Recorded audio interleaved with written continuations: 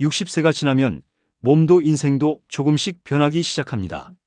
하지만 많은 분들이 젊었을 때와 똑같은 생활을 그대로 이어가고 있습니다. 사실 그것이 자신도 모르는 사이에 건강을 크게 해치는 원인이 되고 있을 수 있습니다. 만약 지금의 습관을 조금만 바꾸는 것으로 앞으로의 매일이 더 편안하고 더 건강해진다면 어떨까요?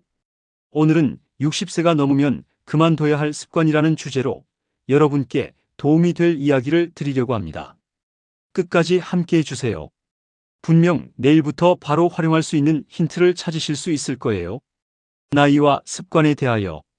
나이를 먹을수록 몸의 회복력은 서서히 약해집니다. 2030대에는 조금 무리를 해도 다음 날이면 거뜬히 회복됐습니다. 하지만 60세가 지나면 똑같은 일을 해도 몸에 미치는 영향이 완전히 달라집니다. 식생활, 수면, 운동, 사람과의 관계. 이 모든 것이 건강을 좌우하는 중요한 요소입니다. 그런데 인간이란 참 신기한 존재여서 오랫동안 이어온 습관은 좀처럼 바꾸기가 어렵습니다. 이게 내 방식이야. 이제 와서 바꿔봤자 늦었어. 이런 생각이 들기 쉽죠? 하지만 오늘 소개해드리는 습관을 조금만 의식하는 것만으로도 몸 상태가 눈에 띄게 달라졌다는 분들이 많습니다. 자신의 생활과 비교하면서 들어보세요. 습관 첫 번째, 늦은 시간에 식사. 첫 번째로 말씀드릴 것은 늦은 밤 식사입니다. 일하던 시절에는 업무가 끝나고 귀가해서 밤 9시, 10시에 저녁을 먹는 것이 당연했을 수도 있습니다. 그런데 60세가 지나면 소화 기능이 서서히 저하됩니다. 늦은 밤에 식사를 하면 소화가 충분히 이루어지지 않은 채 잠자리에 들게 됩니다.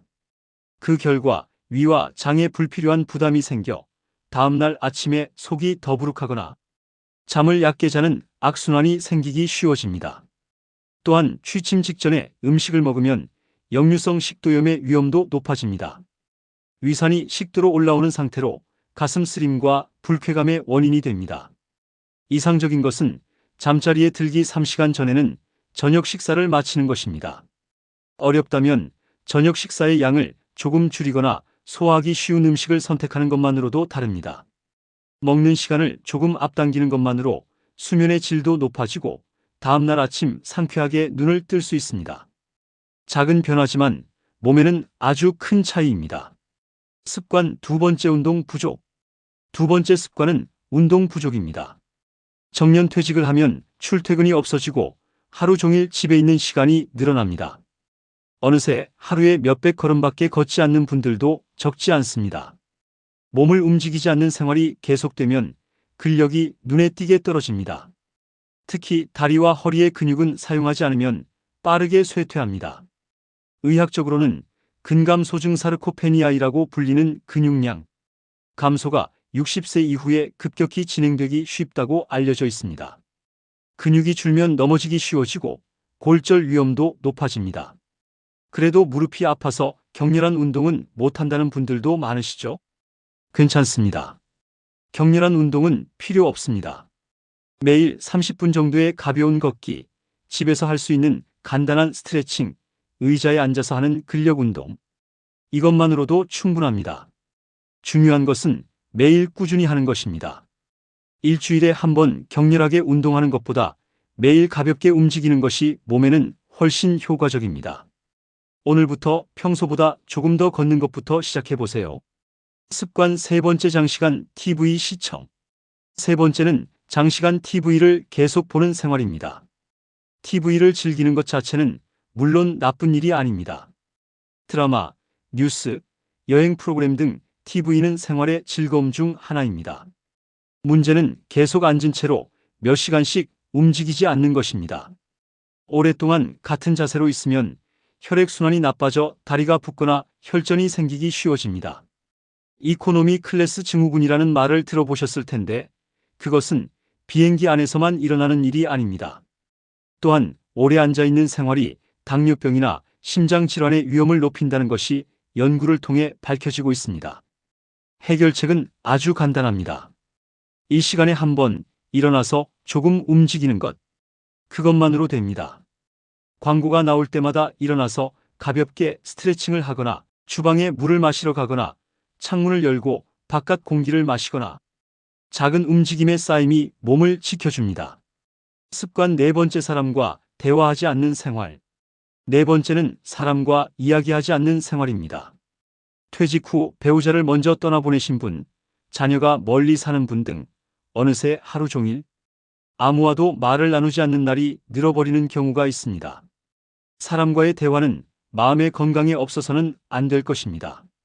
대화가 적은 생활은 고독감을 깊게 하고 기분이 가라앉기 쉬워지며 우울증 위험도 높아집니다.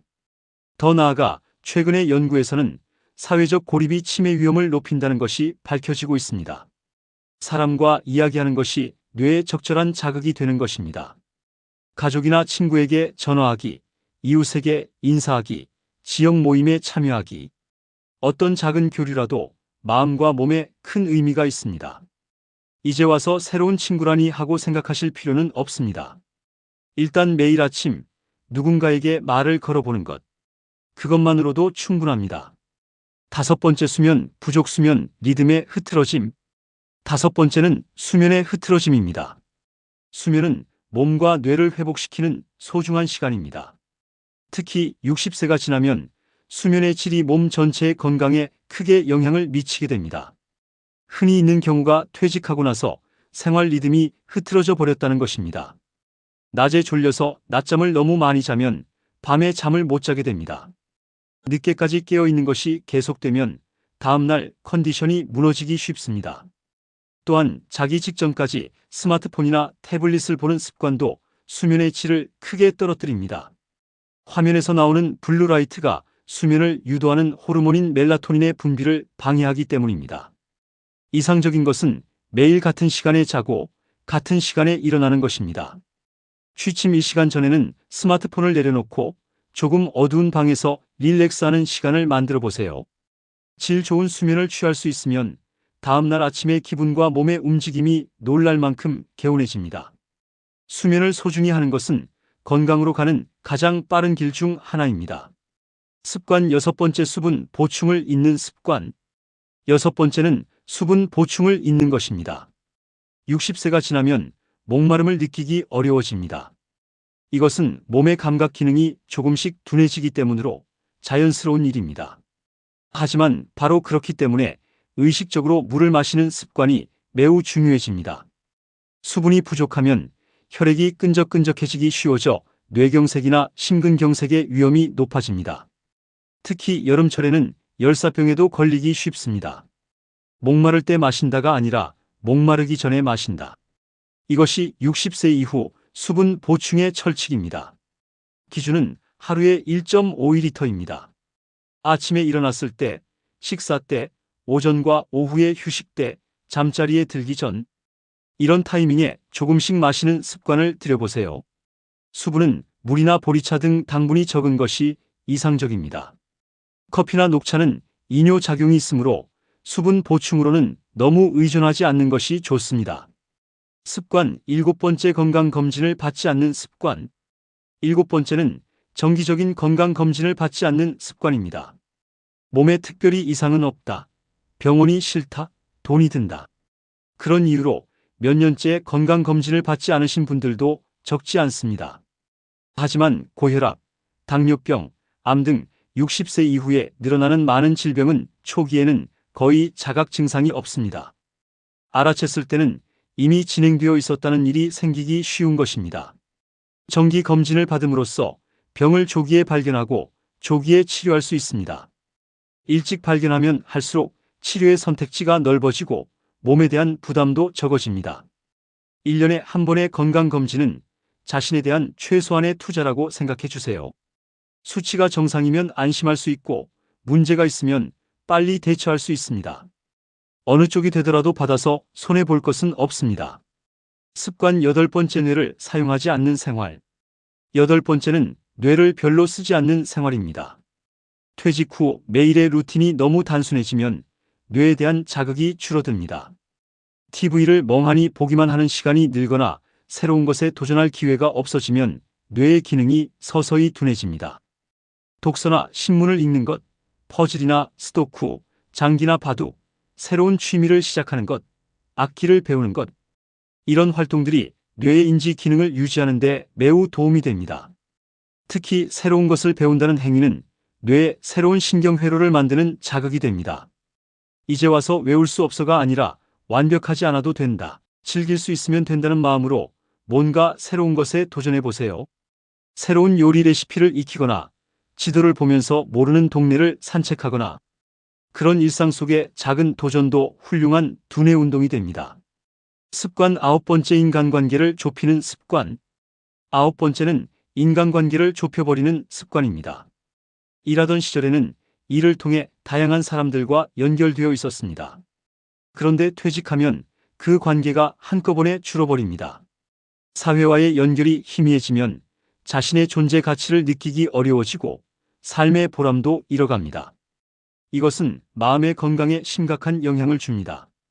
지역활동이나 자원봉사, 시니어 대상 취미 교실, 주민센터 강좌, 동호회, 이런 곳에 나가는 것으로 새로운 인간관계가 자연스럽게 생겨납니다. 처음에는 한 발 내딛는데 용기가 필요할 수도 있습니다.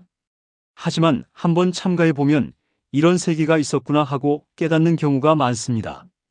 사람과의 연결은 돈으로는 살 수 없는 최고의 재산입니다. 60세가 지나도 새로운 친구는 얼마든지 생길 수 있습니다. 습관 10번째, 변화를 거부하는 마음. 마지막 10번째는 변화를 거부하는 마음입니다. 이제 나이가 있으니까, 이제 와서 바꿔봤자 의미가 없어, 젊었을 때부터 이렇게 해왔으니까, 이런 생각이 건강 개선에 가장 큰 방해가 되는 경우가 있습니다. 하지만 사람의 몸은 몇 살이 되어도 변화할 수 있는 힘을 가지고 있습니다. 70세에 운동을 시작해서 근력을 되찾은 분, 80세에 식생활을 개선해서 건강을 회복한 분, 그런 사례가 얼마든지 있습니다. 중요한 것은 완벽을 목표로 하지 않는 것입니다. 전부 다 바꿔야 해라고 생각할 필요는 없습니다. 오늘부터 딱 한 가지, 작은 것을 바꿔보는 것. 그것만으로도 충분합니다. 변화는 두려운 것이 아닙니다. 작은 변화의 쌓임이 어느새 큰 차이를 만들어내고 있습니다.